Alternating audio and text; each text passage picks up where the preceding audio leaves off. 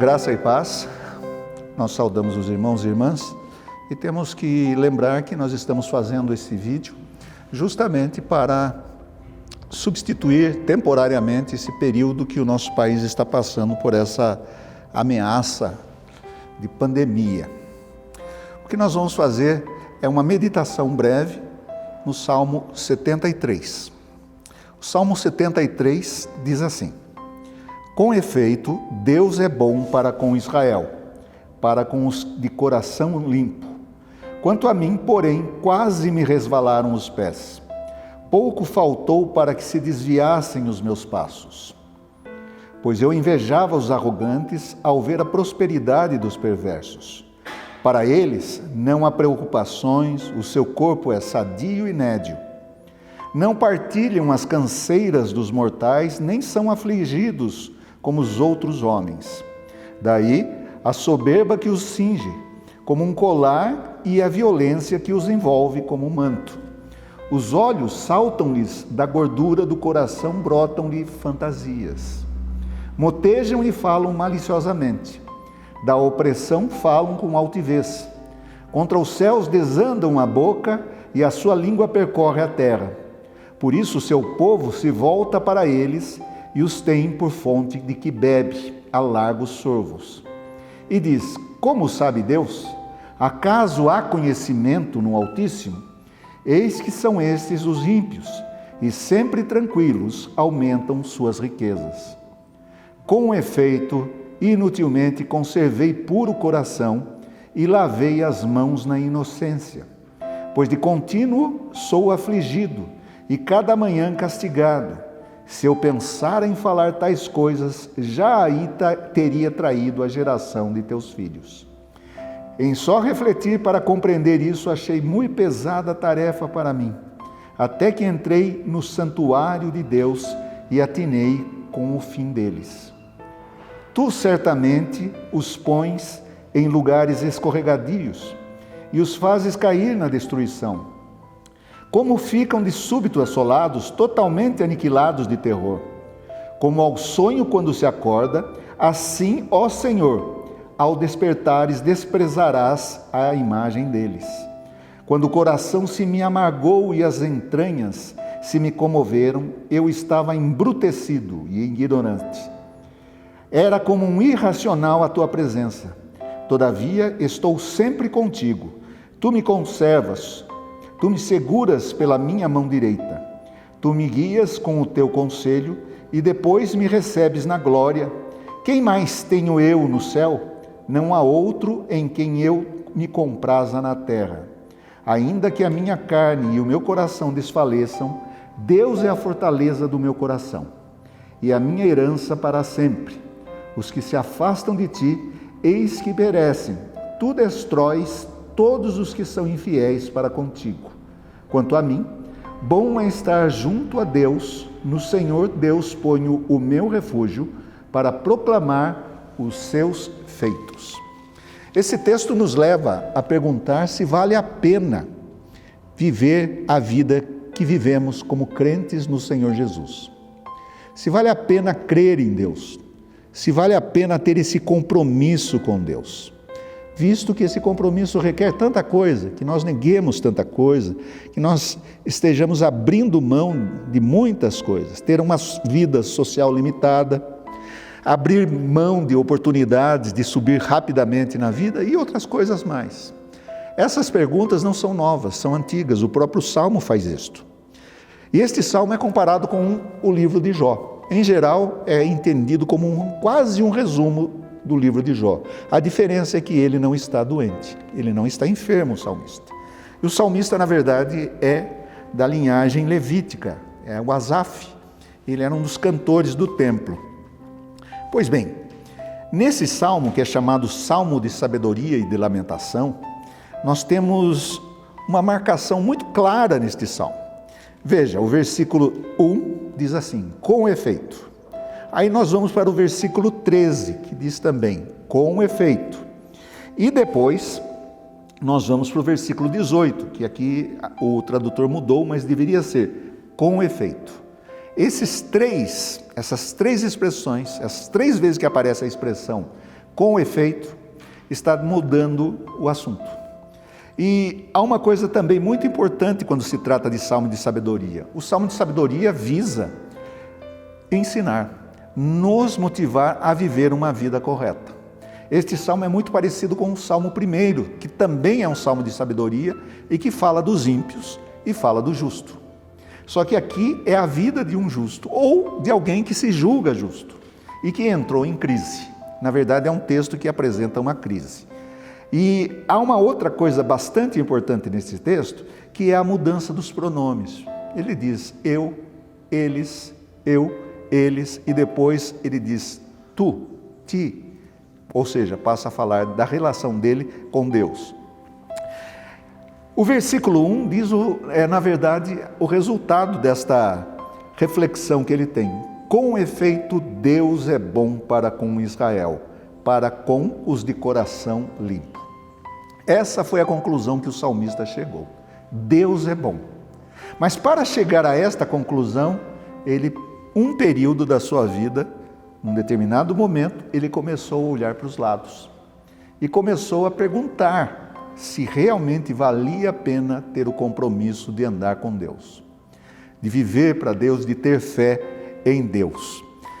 E o texto no versículo 1, vai dizer que é bom, mas um período ele esteve em crise.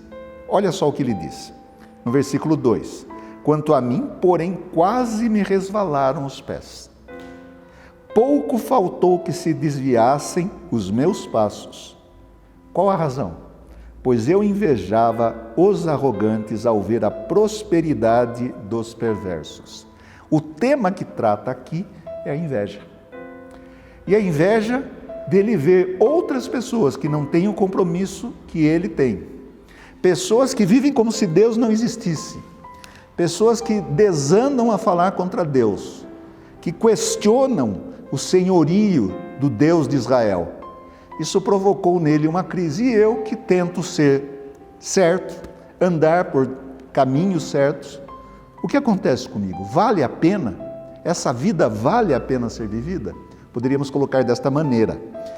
Essa é uma característica da inveja. A inveja, ela pode ser descrita ou, vamos dizer, definida da seguinte forma. Eu vou citar um autor que nos chama bem a atenção, que ele diz que a inveja é uma das piores coisas que o ser humano pode acalentar no seu coração. Entre todas as características da condição humana normal, a inveja é a mais lamentável. O invejoso não só deseja causar dano, mas também não hesita em causá-lo, desde que anteveja a possibilidade de sair impune. Mas a inveja torna-o infeliz. Em vez de sentir prazer com o que tem, sofre pelo que os outros têm. Se puder, privará todos os demais de suas vantagens, o que para ele é tão satisfatório quanto conseguir essas mesmas vantagens para si. É interessante isso, o invejoso tem mais prazer em ver o outro não ter, mesmo que ele tenha menos, mas ele tem que ter mais que o outro. Então, a inveja tem a ver com comparação. Quando nós nos comparamos e vemos certos privilégios, certo poder, as pessoas se enchem de inveja, nós nos enchemos de inveja. A inveja tem a ver com isso. E ela brota no coração. É por isso que o texto diz, os de coração limpo. E esse texto vai descrevendo que ele começou a olhar para as outras pessoas e parou de olhar para quem ele devia olhar. Daí ele vai chegando a algumas conclusões, que essas pessoas vivem bem. E aqui ele diz o texto assim, eles têm a pele brilhosa, nédio, corpo nédio, que significa que são pessoas bem alimentadas. No mundo antigo, as pessoas bem alimentadas eram poucas. E eu, o que eu tenho? Não tenho nada, ele é um levita. Na divisão da terra, ele não recebeu nada, a sua tribo não recebeu nada.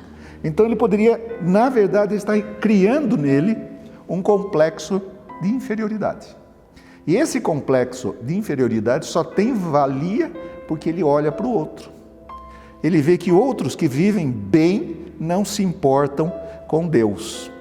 Aí no versículo 13, ele chega a um segundo passo da sua reflexão. Até aqui a inveja está corroendo, está começando a brotar no seu coração. No versículo 13, que é o segundo momento do Salmo, diz assim: com efeito, inutilmente conservei puro o coração. Mais uma vez o mesmo tema, coração. E lavei as mãos na inocência. Não adiantou nada. Pois de contínuo sou afligido e cada manhã castigado. Era isto. Quando nós deixamos nos levar pelo que vemos, na nossa comparação, nós podemos ser alvos disto. O nosso coração fica poluído, fica cheio de amargura. Ele diz isto no versículo 13 e 14, mas no versículo 15 ele recobra a consciência. Se eu pensara em falar tais coisas, já aí teria traído a geração de teus filhos. Em só refletir para compreender isso, achei muito pesada a tarefa para mim, até que entrei no santuário de Deus e atinei com o fim deles. Aqui ele vai entender que o injusto, que o ímpio, ele pode ter muito sucesso neste momento. Ele pode ser muito aparentemente feliz, mas o fim deles é outra coisa. Ou seja, a história não acabou. E ao mesmo tempo, ele reflete que ele tinha pensado essas coisas. Ele chegou a ter essa pontinha de inveja. E essa pontinha de inveja começou a causar mal para ele. E aqui nós podemos até fazer uma reflexão sobre nosso coração. Quantas vezes nós olhamos para o outro desejando ter o que o outro tem? Ou desejando querer estar no lugar do outro? Seja em qualquer situação social que estejamos. Quantas vezes nós somos críticos, não sabemos, por exemplo, elogiar pessoas que fazem o bem, porque parece que nós estamos sendo eliminados dessa possibilidade. Dou um exemplo. Você já viu dois artistas e uma pessoa elogiar na frente dos dois artistas, um deles, o outro fica se corroendo de ciúme. Se você elogia duas pessoas, você tem um elogio para duas pessoas, mas uma você elogia mais, a outra se sente ferida. É isso que acontece quando a gente se compara com os outros. Nós temos que aprender a ser vacinados contra estas coisas.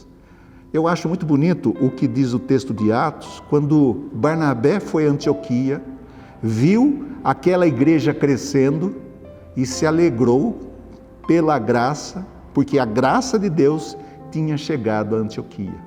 Ele não foi lá para comparar, não foi lá para contrastar que eles tinham mais convertidos ou menos convertidos, que a igreja era maior, era menor. Não. A alegria dele estava em saber que a graça de Deus tinha chegado até ali. Então, o que eu quero dizer apresentando esse texto é que ele se encontra consigo mesmo. No versículo 18, então ele diz: tu certamente os pões em lugares escorregadios e os fazes cair na destruição. Ficam assolados. Quando o coração se me amargou, aqui vem uma confissão, quando o coração se me amargou e as entranhas se me comoveram, eu estava embrutecido e ignorante. Era como um irracional à tua presença. Quando nós nos afastamos de Deus, nós começamos a ver os defeitos das pessoas. Nós começamos a ver que nós merecíamos mais. Paramos de pensar em graça. Nós achamos que somos pessoas dignas de ter aquilo que elas têm. E o texto está dizendo isto. Mas quando é que ele encontra essa diferença? Quando ele entra no santuário de Deus. Ou seja, na presença de Deus. É chegar diante de Deus e dizer: Senhor, como eu sou? O que eu preciso mudar? E daí ele faz uma confissão. O texto vai terminar com uma confissão. Todavia estou sempre contigo. Ou seja, eu não quero esse caminho. Eu não quero ser um amargurado. Eu não quero viver da inveja. Tu me guias com o teu conselho e depois me recebe na glória. Quem mais tenho eu no céu? Não há outro em quem eu me compraza na terra. Ainda que a minha carne e o meu coração desfaleçam, Deus é a fortaleza do meu coração e a minha herança para sempre. Os que se afastam de ti, eis que perecem. Tu destróis todos os que são infiéis para contigo. Quanto a mim, bom é estar junto a Deus. No Senhor Deus ponho o meu refúgio para proclamar todos os seus feitos. O desafio desse texto é: a quem nós vamos servir? Ao nosso querer, ao eu quero ou ao que Deus quer? Se nós nos submetemos a Deus, nós sabemos lidar com as deficiências da vida, com os recalques. Nós nos liberamos, limpamos isso do nosso coração. Não precisamos ir em certos profissionais que estão aparecendo muito hoje em dia para recuperar a paz e a alegria que tínhamos. Mesmo no pouco, teremos abundância de alegria. Deus nos abençoe.